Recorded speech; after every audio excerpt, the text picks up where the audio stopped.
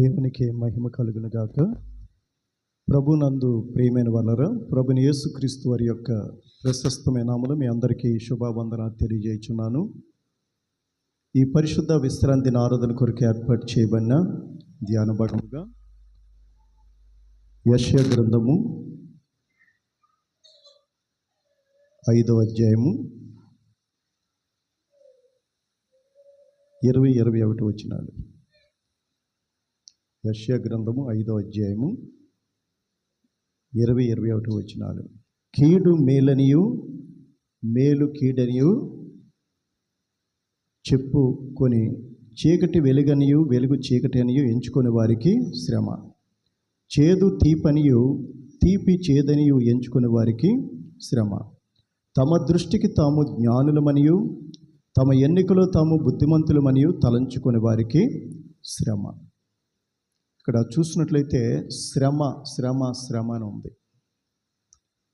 యేసుప్రభు గారు కూడా చెప్తున్నారు, లోకములో మీకు శ్రమ కలుగును, అయినను మీరు ధైర్యము తెచ్చుకోండి, నేను లోకమును జయించి ఉన్నాను.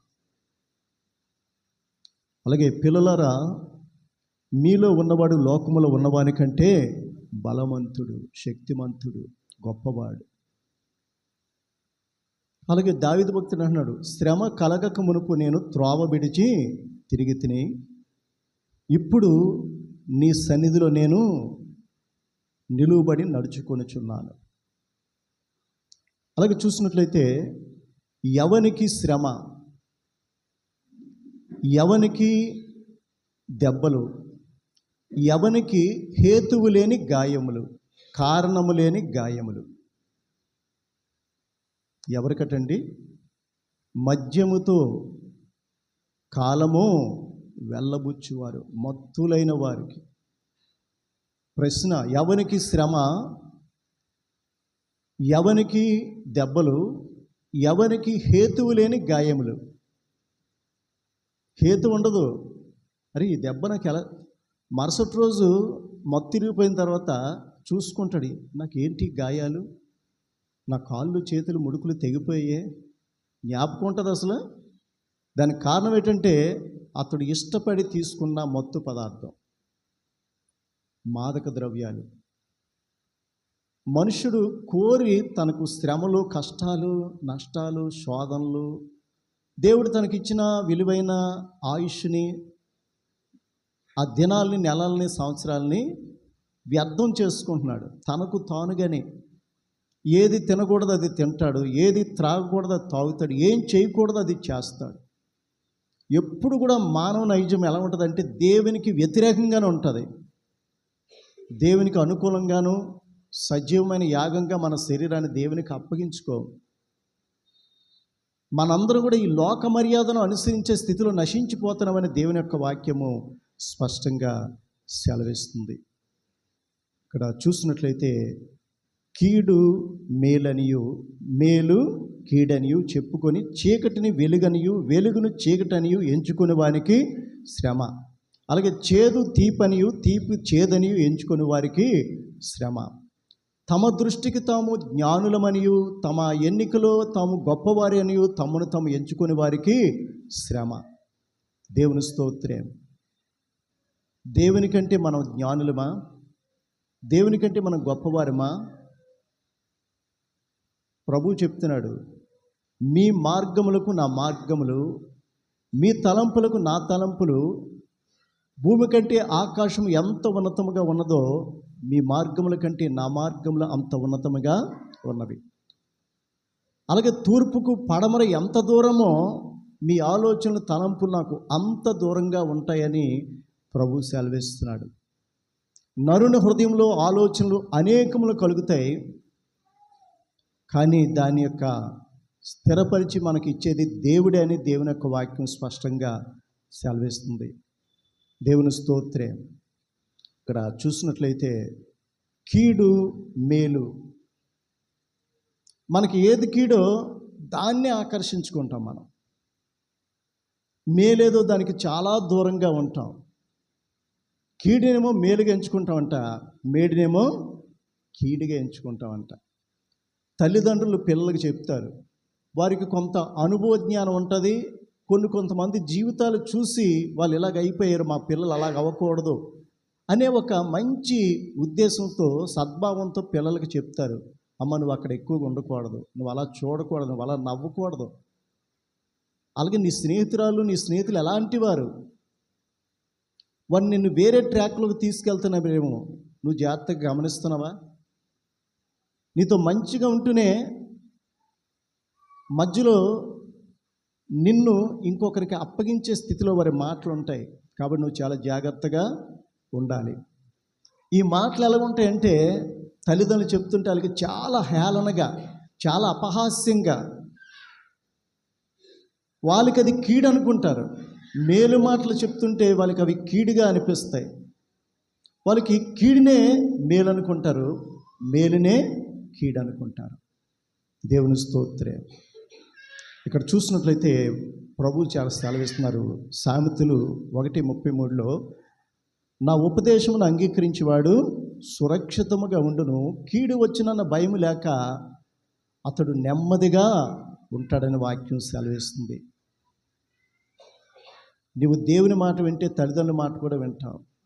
నువ్వు దేవుని సన్నిధికి, దేవుని వాక్యానికి, దేవుని యొక్క ఉపదేశానికి, సందేశానికి, హెచ్చరికకు, గద్దింపుకు దూరంగా ఉంటే నీ తల్లిదండ్రుల మాట నువ్వు వినవు, నువ్వు ఎవరి మాట వినవు. ఎవరు నిన్ను నశింపచేస్తారో, ఎవరు నీ జీవితాన్ని, నీ భవిష్యత్తుని, నీ చదువుని పాడు చేస్తారో వారితో నువ్వు సహవాసం కలిగి ఉంటావు. యవనస్తులకి తల్లిదండ్రుల మాట ఎలా ఉంటుందంటే ఆమదంలాగా ఉంటుంది, చాలా చేదుగా ఉంటుంది, చాలా అసహించుకుంటారు. మీకేం తెలీదు, మీ చదువులేంటి, మా చదువులేంటి, మా పరిస్థితులు, మీ పరిస్థితులు ఏంటి. మీరు ఆ దినాలు ఇంట్లో అలాగ ఉండేవారు, 4 గోడల మధ్య ఉండేవారు, నూతులో కప్పలాగా ఉండేవారు. ఇప్పుడు అలా లేదు. ఇప్పుడు అంతా కూడా చాలా స్వేచ్ఛగా, స్వతంత్రంగా. ఈ స్వేచ్ఛ, ఈ స్వతంత్రత నిన్ను ఎక్కడ తీసుకెళ్తుందంటే మరణకరమైనటువంటి మార్గాల్లోకి నిన్ను తీసుకొని వెళ్తుంది. కాబట్టి ఇక్కడ చూసినట్లయితే మరి సామెతలు 12:21 వచనంలో ఒక మాట ఉంది, నీతిమంతునికి ఏ ఆపదయు సంభవింపదు, భక్తిహీనులు కీడుతోనే నిండి ఉంటారట. నీతిమంతునికి ఏ ఆపదయు సంభవింపదు. ఎందుకంటే వాక్యం ద్వారా తన మనస్సుని, హృదయాన్ని, స్వభావాన్ని, జీవితాన్ని, ప్రవర్తనను, తన ఆలోచన సరళని, తన ప్రవర్తన విధానాన్ని వాక్యం ద్వారా మలచుకుంటాడు, చెక్కుకుంటాడు, రూపుదిద్దుకుంటాడు. వాక్యము వారి హృదయంలో ఉంటుంది, వారి ధర్మశాస్త్రం వారి హృదయంలో ఉంటుంది. కాబట్టి వారి కాలు జారదు అని వాక్యం స్పష్టంగా సెలవిస్తుంది. యవనస్తులు దేని చేత తమ నడతను శుద్ధిపరుచుకుందరు, నీ వాక్యమును దానిని జాగ్రత్తగా చూచుకున్నట్టు చేతనే కదా. భక్తుడైన దావీదు అంటున్నాడు, నీ ఎదుట నేను పాపము చేయకుండానట్లు నా హృదయంలో నీ వాక్యమును ఉంచుకొని ఉన్నాను. దేవుని స్తోత్రం. కాబట్టి నా ఉపదేశం అంగీకరించేవాడు సురక్షితంగా నివసిస్తాడు, కీడు వచ్చిన భయం లేకుండా వాడు నెమ్మది కలిగి ఉంటాడని వాక్యం స్పష్టంగా సెలవిస్తుంది. అలాగే నీతిమంతునికి ఏ ఆపదయో సంభవింపదు, భక్తిహీనులైతే ఎప్పుడు కీడుతోనే నిండి ఉంటారట. ఎంతసేపు ఎదుటివాడికి కీడు చేద్దాం, వీళ్ళు ఎవరి గురించో ఏదో చేయాలనుకుంటారు, కానీ కీడంతా తిరిగి ఎవరి మీదకి వస్తుందండి? వారి మీదకే. నువ్వు ఏం విత్తుతున్నావో అదే పంట నువ్వు కోస్తావు. నువ్వు విత్తేది ప్రతిది కూడా నీ నడినెత్తి మీదకి వస్తుంది. నువ్వు విత్తున్న మాటలన్నీ నీ ఇంటి చుట్టూ తిరుగుతాయి, అవి ఎక్కడికి పోవు. అవి నీ పిల్లల ఒడిలో 4 తరాల వరకు వేయబడతాయని దేవుని యొక్క వాక్యము స్పష్టంగా సెలవిస్తుంది. దేవుని స్తోత్రం.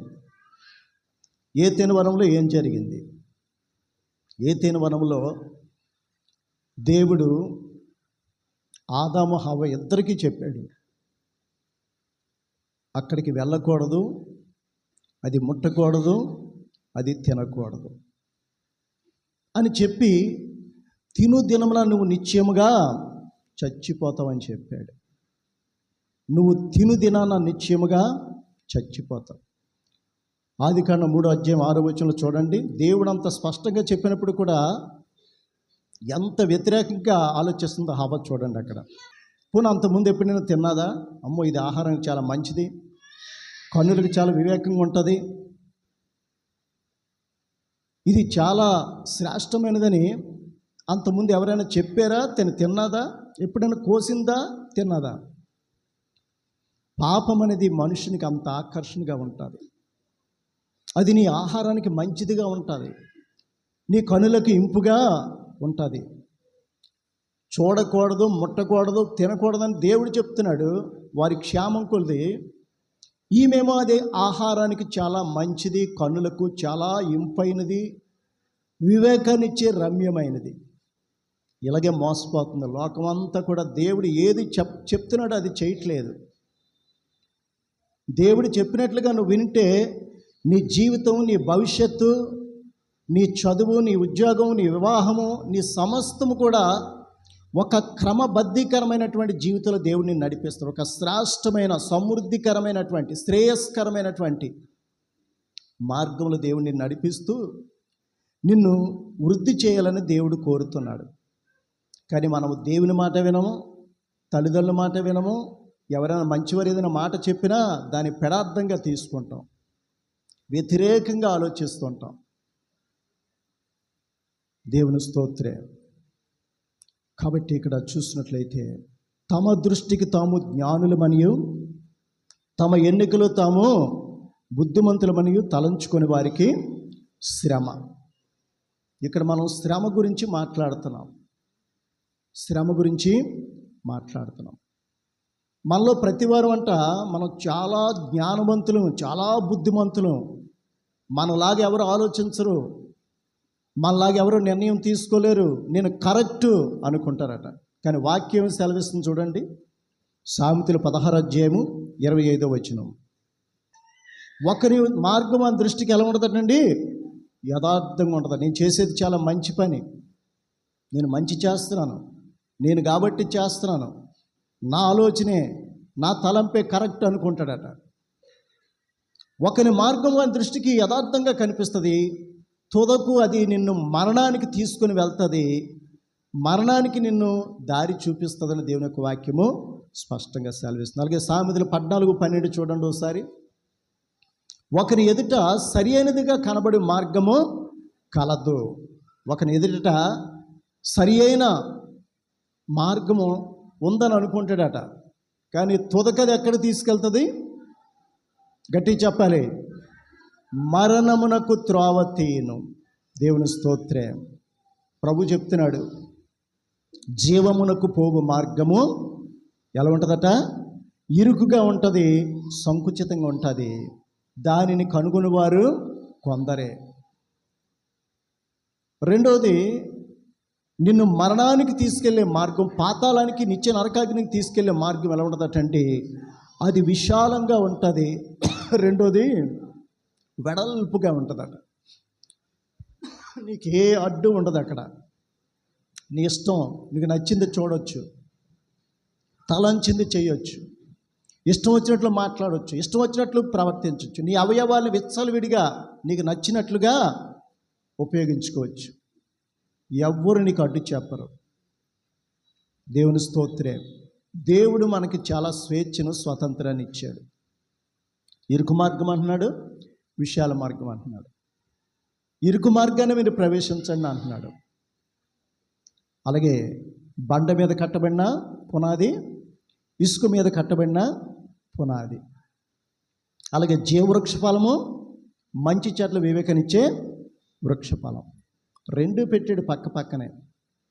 నిన్ను బలవంతం చేయట్లేదు, ఇదిగో ఇది చెయ్యొద్దు, ఇది చేయకూడదు, స్వేచ్ఛగా నీకు వదిలేడు. నీకు నేను కావాలా, లోకం కావాలా, పరలోకం నిత్యం కావాలా, నిత్య నరకాగ్ని పాతాళం కావాలా, నీ ఇష్టం. అది నీ పర్సనల్. ఇది తల్లికి కానీ, తండ్రికి కానీ, తోబుట్టువులు కానీ సంబంధం లేదు.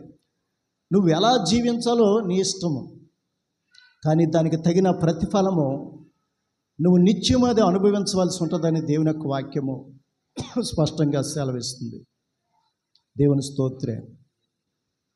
నీ జీవితంలో నువ్వు చేస్తున్న ప్రతి పని, ప్రతి క్రియ, ప్రతి ఆలోచన ప్రతి ప్రవర్తన నీకు నీ కుటుంబానికి ఆశీర్వాదకరంగా, సమృద్ధికరంగా, దీవెనకరంగా ఉంటుందా లేదా అది నువ్వు పరిశీలన చేసుకోవాలి. నువ్వు స్త్రీవైనా పురుషుడివైనా, నీవు స్త్రీవైనా పురుషుడివైనా, తల్లివైనా తండ్రివైనా, కుమారుడైనా కుమార్తెవైనా, నిన్ను బట్టి నా కుటుంబం మీదకి, నా జీవితం మీదకి దేవుని యొక్క కఠినమైనటువంటి ఉగ్రత, తీర్పు, శాపము నా మీదకి వస్తుందా?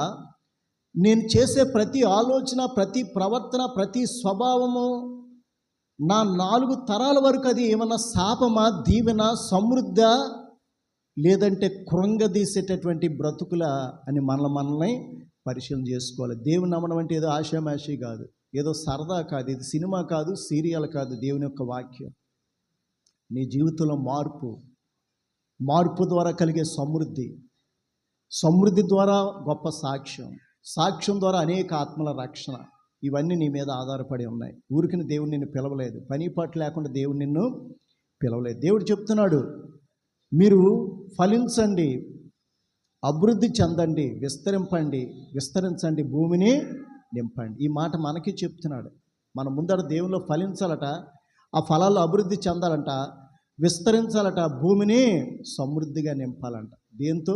దేవుని నీతితో, దేవుని వాక్యంతో, దేవుని సన్నిధితో, దేవుని ఆశీర్వాదాలతో, దేవుని దీవెనలతో, దేవుని రక్షణతో నిన్ను నింపి వారిని నింపమని చెప్తున్నాడు. ఎందుకంటే దేవుడు ఆత్మ, దేవుడు శరీరం కాదు, దేవుడు ఆత్మ. ఈ ఆత్మ నీ శరీరంలోకి వచ్చి ఈ లోకాన్ని ప్రేమించాలని, లోకాన్ని క్షమించాలని, లోకానికి సహాయం చేయాలని, లోకాన్ని రక్షించుకోవాలని నీలో ఉండి తను జీవిస్తూ నీ జీవితం ద్వారా అనేక మందిని తన లోకానికి సిద్ధపాటు చేసే పరిస్థితి నువ్వు కలిగి ఉండాలని దేవుడు నిన్ను నన్ను మనల్ని పిలిచాడు. మన ఏదో గొప్పవారమని, నీతివంతులమని, అందచందాలు గలవారమని, గొప్ప చదువులు చదివామని, గొప్ప కులంలో మతంలో పుట్టామని మనల్ని పిలవలేదు దేవుడు. దేవుని స్తోత్రే. కాబట్టి ఇక్కడ చూసినట్లయితే మరి మోషే, ఇశ్రాయేలు ప్రజలు సొనుగుతున్నారు, గొనుగుతున్నారు. వాళ్ళు చాలా ఆకలి దప్పులతో ఉన్నారు, ముఖ్యంగా దప్పికతో ఉన్నారు.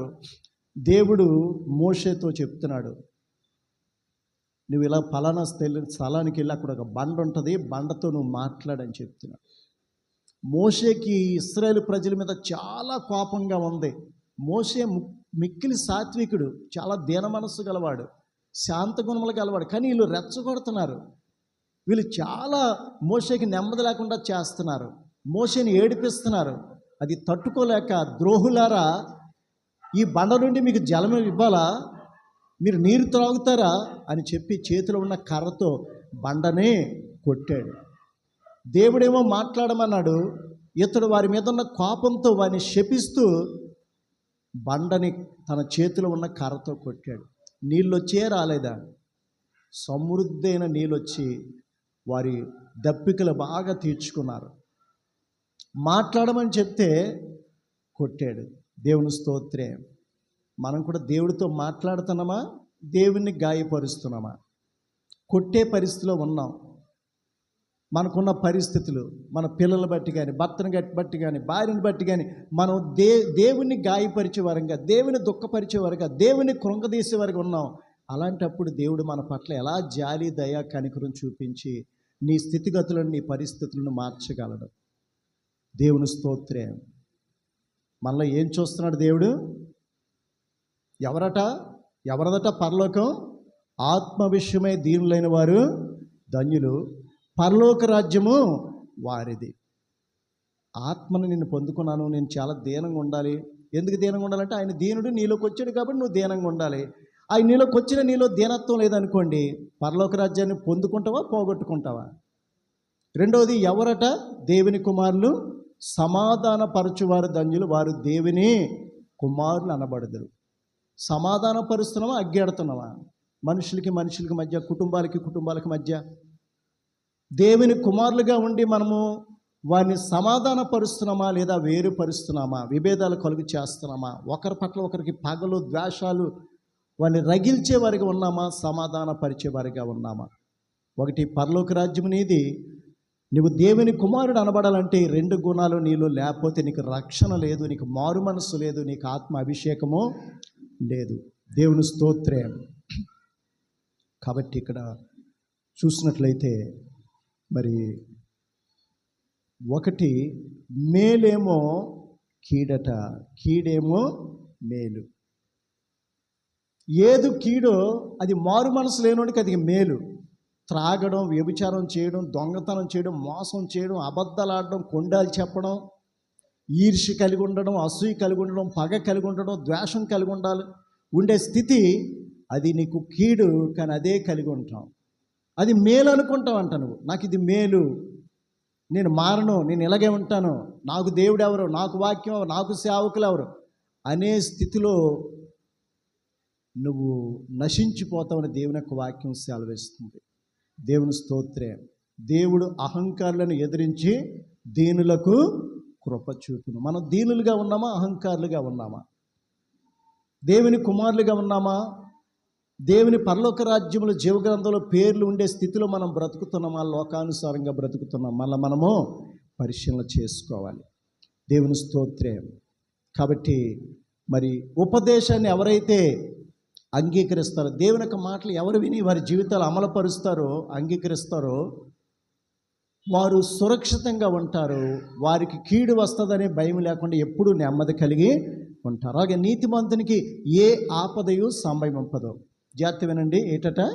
నీతిమంతునికి ఏ ఆపదయు సంభవింపదు. భక్తిహీనులు కీడుతోనే నింపబడి కీడుతోనే అభిషేకం పొంది ఉంటారట. దేవుని స్తోత్రం. ఏమండి, నీతిమంతుడికి ఏ ఆపదయు సంభవింపదా? సంభవించినా సంభవించినట్టే ఉంటాడు.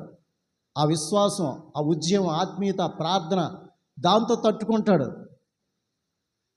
కానీ వాక్యం సెలవిస్తుంది, నీతిమంతునికి కలుగు ఆపదలు అనేకములు, వాటన్నిటిలో నుండి యెహోవా వానిని తప్పించి రక్షించును. అనేకముల కొద్దిగానే. ఏ ఆపద సంభవిస్తుంది. కానీ దేవుని ఆత్మ నీలో ఉంటే ఏ ఆపద, ఏ పరిస్థితి నీ ముందు నిలవలేదు. నీలో కానీ, నీ ముందు కానీ, నీ చుట్టూ కానీ అది నిలవలేదు. వాక్యం స్పష్టంగా సెలవిస్తుంది, నీతిమంతుని కలుగు ఆపదలు అనేకములు, వాటన్నిటిలోనూ యెహోవా వారిని తప్పించి రక్షించినని వాక్యం సెలవిస్తుంది. అలాగే నీతిమంతునికి కలిగినది కొంచెమైనను బహుమంది భక్తిహీనులకున్న ధన సమృద్ధి కంటే శ్రేష్టము. దేవుని స్తోత్రం. ఎవడో అన్యాయంగా, అక్రమంగా, అవినీతిగా ఆడితల ఈడితల కొట్టి తెచ్చిన డబ్బు చాలా ఉండొచ్చు.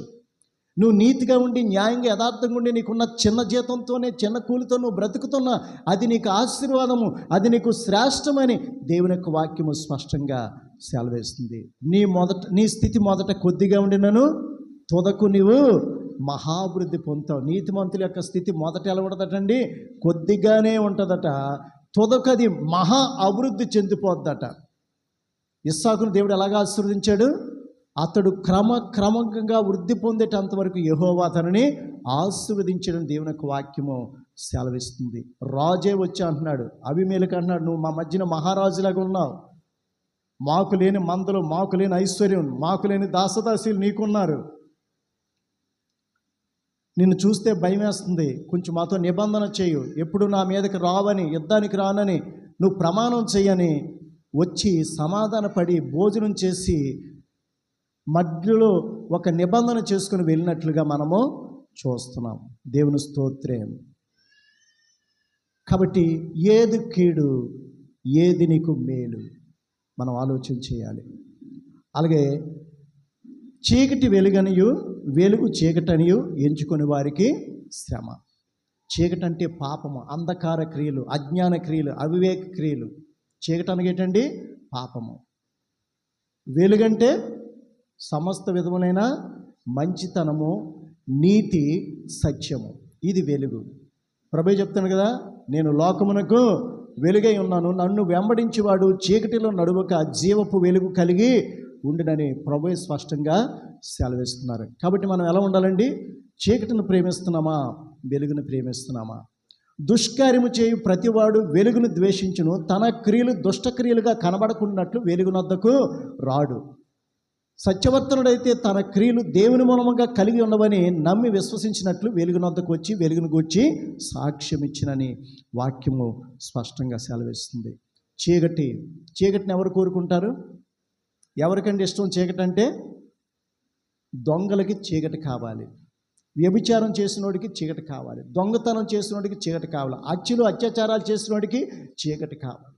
చీకటి అనగా సాతాను, చీకటి అనగా అంధకారము, అజ్ఞానము, అవివేకము, చీకటి అనగా సమస్త విధములైనటువంటి కీడు, పాపము. కాబట్టి చీకటినేమో వెలుగు అనుకుంటారట, చీకటేమో వెలుగు అనుకుంటారట. ఏంటో చీకటి అంటే వాడికి త్రాగుడు వాడికి వెలుగుగా ఉంటుంది, మత్తు వాడికి వెలుగుగా ఉంటుంది, వ్యభిచారం వాడికి వెలుగుగా ఉంటుంది, పాపము వాడికి వెలుగుగా ఉంటుంది.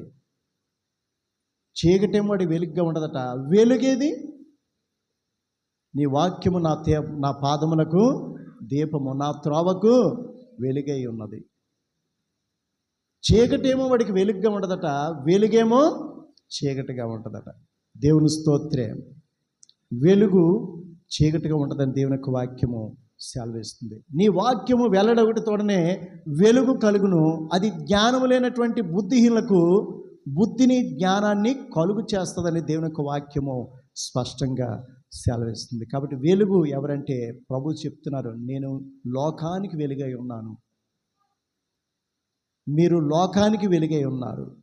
మనుషులు దీపం వెలిగించి కొంచెం కింద మంచం కింద పెట్టరు, కానీ అది ఇంట నుండి వారికి అందరికీ వెలుగుచుటకై దీపస్తంభం మీదనే పెట్టుదురు. జనులు మీ సత్క్రియలను చూచి పరలోకమందున నన్ను మహింపరిచినట్లు వారి ఎదుట మీ వెలుగును ప్రకాశింపనీయుడి, ప్రసరింపనీయుడని ప్రభువు సెలవిస్తున్నాడు. దేవుని స్తోత్రం. కాబట్టి ఇక్కడ చేదు తీపట, తీపేమో చేదు. సామెతల గ్రంథం 5వ అధ్యాయము 3-6 వచనాలు. సామెతల గ్రంథం 5వ అధ్యాయం 3-6 వచనాలు చూడండి. జార స్త్రీ పెదవుల నుంచి ఏం కోరుదంటే చాలా తేనె లాంటి మాటలు, లాలన, దాని చూపు కానీ, దాని ఫీలింగ్స్ కానీ, దాని నడవడిక కానీ, దాని ప్రవర్తన కానీ ఎదుటివాన్ని ఆకర్షించుకొని లోబరుచుకొని లాలన చేసేటటువంటి స్థితి దాని పెదవుల మీద నుంచి కారుతుందంట. దేవుని స్తోత్రం. అది జుర్రుకోవడానికి వ్యభిచారులు అందరూ పరుగులెడుతుంటారు.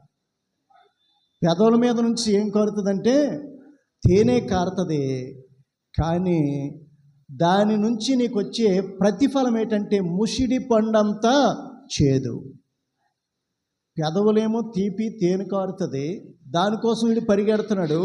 దాని నుంచి నీకు రివర్స్లో వచ్చేది ఏదంటే ముసిడి పండంత చేదు నీ జీవితంలో నీవు నీ కుటుంబ సభ్యులు అనుభవించవలసి ఉంటుందని దేవుని యొక్క వాక్యము సెలవిస్తుంది. అలాగే చూసినట్లయితే చూడండి, హెబ్రీయులకు రాసిన పత్రిక 12వ అధ్యాయము 14-16 వచనాలు. దేవుని కృపను పొందకుండా తప్పిపోతున్నామేమో. ఇదిగో ఈ చేదైన వేరు నాలో మొలిచింది, అది విస్తరించిపోకుండా దాన్ని వెంటనే కట్ చేయాలి. చేదైన వేరు ఏదైనా మొలచటం వలన అనేక మంది కలవరపట్టు వలన అపవిత్రులైపోతారేమో. ఒక పూట కూటి కొరకు తన జ్యేష్ఠత్వపు హక్కును అమ్మివేసుకున్న ఏషో వంటి భ్రష్టుడైనను వ్యభిచారి అయినను మీలో ఎవడైనా ఉన్నాడేమో, జాగ్రత్తగా చూచుకొనడి. తర్వాత ఏశావుకి తాను పొందిన ప్రతిఫలం వలన పశ్చాత్తాపం వచ్చింది. ఏడ్చాడు, కన్నీరు విడిచుచు దేవుని వెతికాడట. అప్పటికే దేవుడు అతన్ని విసర్జించేశాడు. కాబట్టి చేదైన వేరు, నువ్వు మంచోడివే, దేవుని మందిరానికి వస్తావు, వాక్యం వింటావు, ప్రార్థన చేసుకుంటావు, కానీ నీలో ఏముందంటే చేదైన వేరు ఒకటి లోపల నీ హృదయంలో విస్తరించిపోతుంది. అది వ్యభిచారం కావచ్చు, త్రాగుడు కావచ్చు, జోదం కావచ్చు, చుట్ట కావచ్చు, బీడీ కావచ్చు, కైని కావచ్చు, అపవిత్రమైనది, అసహ్యమైనది ఏదైనా కావచ్చు. చేదైన వేరేదైనా మొలుచుట వలన, కలవరపడుట వలన అనేకులు అపవిత్రులైపోతారేమో. మీరు జాగ్రత్తగా చూసుకోండి. ఆ వేరు చిన్నదే, బయటికి కనబడదు, ఎవరికి చెప్పడం. ఆ వేరు అలా ప్రాకిపోద్ది. అది ఏ వేరు? విషపు వేరు, చేదైన వేరు. అది విస్తరించిపోయి నీ ఒళ్ళంతా, నీ శరీరం అంతా, నీ జీవితం అంతా, నీ భవిష్యత్ అంతా విషంగా మారిపోకముందే ఆ వేరును నువ్వు కట్ చేయకపోతే నీ కుటుంబము, నీ జీవితము, నీ భవిష్యత్తు, నీ పిల్లల భవిష్యత్తు సమస్తము కూడా విషంతో నిండి మరణిస్తారు, చనిపోతారని దేవుని యొక్క వాక్యము స్పష్టంగా సెలవిస్తుంది. కాబట్టి ఏది చేదు? జార స్త్రీ పెదవుల నుంచి తేనె కారుతుంది, దాని నుంచి కలిగే ప్రతిఫలము ముసిడి పండంతా చేదు. అలాగే ఏది చేదంటే, చేదైన వేరు నీ జీవితాన్ని చేదుగా విషంగా మార్చి నీ కుటుంబాన్ని నాశనం చేస్తుంది. అది చేదని దేవుని యొక్క వాక్యము సెలవిస్తుంది. అయితే ఏది తీపి? ఇలాట చేదునే తీపిగా ఎంచుకుంటారట. ఎవరండి? దేవునికి, దేవుని సన్నిధికి, వాక్యానికి దూరంగా ఉన్న స్త్రీలు కానీ, పురుషులు కానీ, యవనస్తులు కానీ, ఎవరు కానీ, వాళ్ళ వయసులో ఏంటంటే ఏది చేదో అది తీపిగా ఉంటుందట వారికి. అది ప్రేమ కావచ్చు, పాపం కావచ్చు, వ్యభిచారం కావచ్చు, జారత్వం కావచ్చు, అది తీపిగా ఉంటుందట. వారేమో చేదునేమో తీపిగా తీసుకుంటారట, తీపినేమో చేదుగా. అరే బాబు, మందిరానికి 2 మాటలు వినరా, మనసు కుదిటి పడుతుంది, ప్రశాంతత వస్తుంది, మనసులో మార్పు వచ్చి నీ జీవితం భవిష్యత్తు బాగుంటుందంటే ఆ మాటలు వాడికి ఎలాగుంటాయంటే చేదుగా ఉంటాయి, విషంలాగా ఉంటాయి. అస్సలు అడు తట్టుకోలేడు, ఏదో కాలిపోతున్నట్టు ఉంటుంది. మీ మాటలు ఆపండి, మాకేం అప్పుడే ముసలైపోయాం మీలాగా, అప్పుడే మేము మందిరానికి రావాలా, మాకు అప్పుడే వాక్యం కావాలా? మరణం నీ దగ్గరికి నీ వయసును బట్టి వస్తుందా? పాపము శాపము నిన్ను ఎప్పుడు కబలిస్తుంది? ఎప్పుడో వయసు వచ్చినప్పుడా? ఇప్పుడు ఈ దినాలు చాలా భయంకరంగా ఉన్నాయి. ఎలిమెంటరీ స్కూల్ నుంచే కూడా ప్రేమలు, దోమలు, వ్యవహారాలు, లవ్ లెటర్స్, ఇవన్నీ ఎలిమెంటరీ స్కూల్. ఇంకా కాలేజీ, డిగ్రీకి వచ్చేసరికి వాళ్ళ యొక్క జీవితాలు ఎంత పతనమైపోతే ఒకసారి ఆలోచించండి. ఖచ్చితంగా దేవుని సన్నిధికి, దేవుని వాక్యానికి, ప్రార్థనకి దూరంగా ఉన్న జీవితాల్లో వాళ్ళు ఎంత మంచివారైనా సరే సైతానుడు వారిని మంచిగా ఉండనివ్వడు. ఖచ్చితంగా వారి కోసం ఉరొగ్గుతుంటాడు, వలగ్గు పెడుతుంటాడు, ఉచ్చులు సంఖ్యలు సిద్ధపరుస్తుంటాడు వాడు. కాబట్టి దేవుని యొక్క సన్నిధి, దేవుని యొక్క వాక్యము, దేవుడికి మనం చేసే ప్రార్థనే ఈ లోకం నుంచి, శరీర సంబంధమైన విషయాల నుంచి మనం రక్షిస్తే తప్ప వేరొకటి ఏది మనం రక్షించలేదని వాక్యం సెలవిస్తుంది. ఏది తీపి? చూడండి, కీర్తన 19 అధ్యాయము 10-11 వచనాలు. నేను ముగిస్తున్నాను త్వరలోనే. కీర్తన 19 అధ్యాయము 10-11 వచనాలు.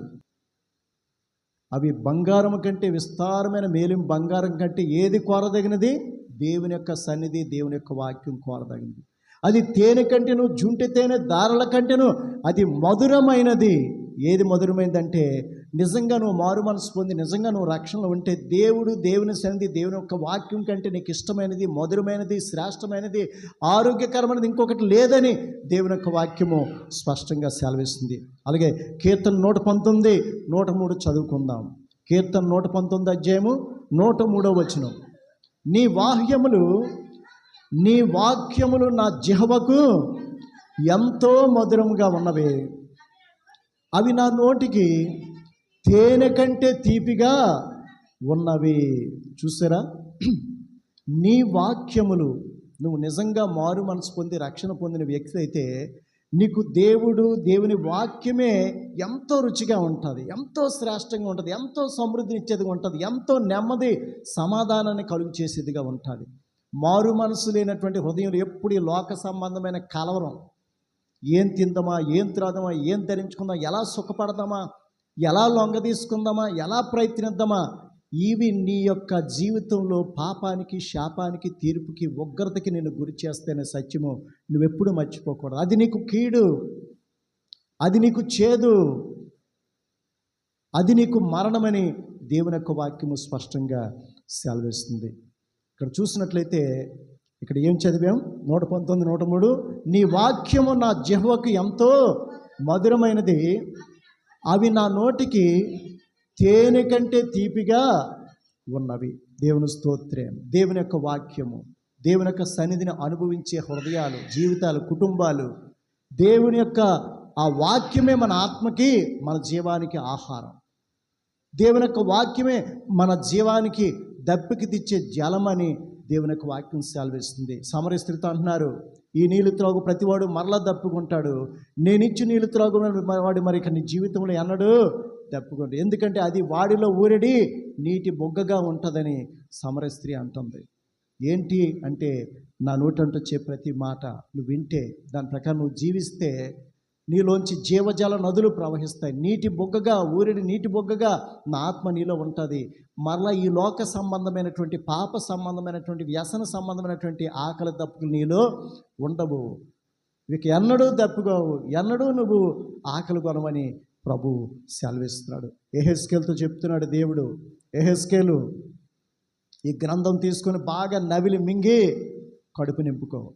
అది నీ నోటికి చేదుగా ఉంటుంది మొదట, కానీ నీ యొక్క కడుపుకి, నీ ఆరోగ్యానికి అది చాలా తీపిగా మారిపోద్దని చెప్తున్నాడు. యెహెజ్కేలు ఆ దేవుని మాటకు లోబడి గ్రంథాన్ని తీసుకుని బాగా నవిలి మింగేశాడట.